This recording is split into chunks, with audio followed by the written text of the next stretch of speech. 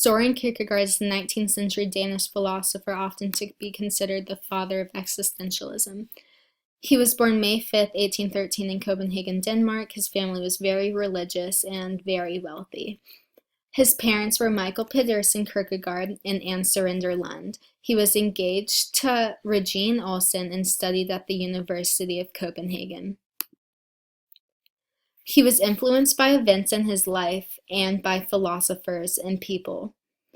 Some of the people that influenced him are Socrates, Plato, J.G. Hammond, G.E. Lessing, and his teacher from University of Copenhagen, Paul Martin Moller. The German philosopher G.W.F. Hegel also greatly influenced him, for much of Kierkegaard's work was actually devoted to critique Hegel. In particular, he critiqued his dialectical system, which claimed reason could contain all reality.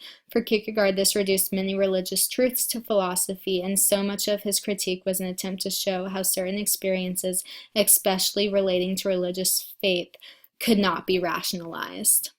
His early romance with Regine Olsen also greatly influenced him. He often attacked the modern pillars of life, especially marriage. He believed in love because he actually was engaged for a year, but he thought that romance and marriage didn't mix and that there could not be passion and sex while at the same time having children in routine, which is ultimately what broke off the engagement. His family was really religious because of the guilt-ridden father. His father was guilty for sinning by impregnating Kierkegaard's mother out of wedlock and while cursing. The father's sense of guilt was so extreme that he thought God would punish him by taking lives of all 7 of his children before the age 34, which was the age Christ was crucified. The father's fears actually ended up being true because all of the kids did die before 34, except for 2, Soren and his older brother, which brings us to death influencing him. By the time Kierkegaard was 22, all of his siblings had died. In a broad sense, death is actually one of the only themes that Kierkegaard writes. Being bullied also influenced. When he was bullied as a child, rather than crying, he would laugh in the faces of the bullies. This is present in his book Either Or. And when he writes, I saw that the meaning of life was to make a living. Its goal was to become a concealer, that the rich delight of love was to acquire a well-to-do girl, that the blessedness of friendship was to help each other out in financial difficulties, that wisdom was whatever the majority assumed it to be, that enthusiasm was to give a speech, that courage was to risk being fined $10, that cordiality was to say, may it do you good after a meal, that piété was to go to communion once a year. This I saw and I laughed. Existentialism is a philosophical movement centering on the analysis of the universe being unfathomable, and the plight of the individual must assume ultimate responsibility for acts of free will without any certain knowledge of what is right or wrong, good or bad. Kierkegaard's view was that truth was found through subjectivity, through our individual and unique apprehension of things.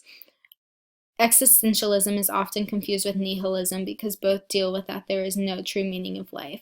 But in existentialism, it's the person going through life that puts meaning to it. But in nihilism touches on it just being meaningless.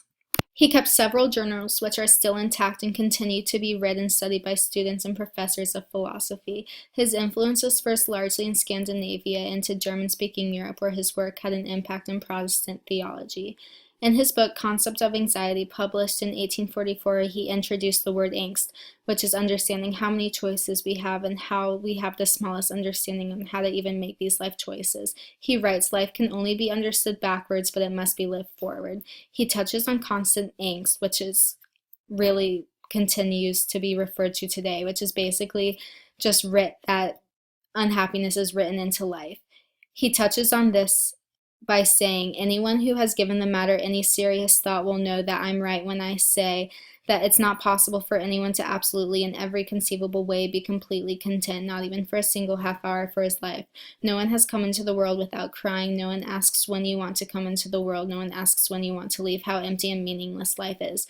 We bury a person, throw 3 shovels of earth over him, drive out in a coach, drive back into a coach, and console ourselves that we have life enough to live. He also influenced the idea on taking a leap of faith. He suggested that we take a leap of faith in order to rationalize having religion be an answer. especially Christianity.